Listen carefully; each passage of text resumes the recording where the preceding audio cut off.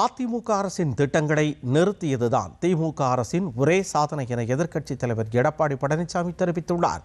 சேலம் மாவட்டம் வீரபாண்டி தொகுதிக்கு உட்பட்ட ஜெசல்நாயக்கன்பட்டியில் அதிமுக சார்பில் நடைபெற்ற பிரச்சார பொதுக்கூட்டத்தில் பேசிய அவர், அடுத்து வரும் அதிமுக ஆட்சியில் 125 நாள் வேலை திட்டம் 150 நாளாக உயர்த்த நடவடிக்கை எடுக்கப்படும் என்றும், ஒவ்வொரு தீபாவளிக்கும் மகளிருக்கு அரசின் சார்பில் பட்டுச்சேலை வழங்கப்படும் என்றும் தெரிவித்தார்.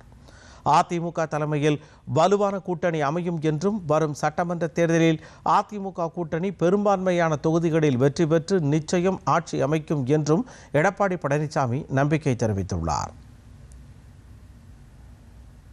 நம்முடைய தாய்மார்களுடைய நிலையை கருதி, கிராமப்புற சூழ்நிலை கருதி 100 நாள் வேலை திட்டத்தை 150 நாளாக உயர்த்த வேண்டும் என்று தொடர்ந்து மத்திய அரசிடம் கோரிக்கை வைத்து வந்தோம்.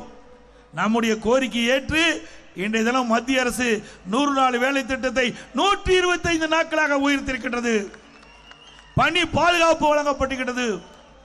பணி செய்து முடிந்து 15 நாட்கள் அவர்களுக்கு கிடைக்க வேண்டிய சம்பளம் முறையாக போய் சேர வேண்டும் என்று இன்றைக்கு மத்திய அரசு அறிவித்திருக்கின்றது.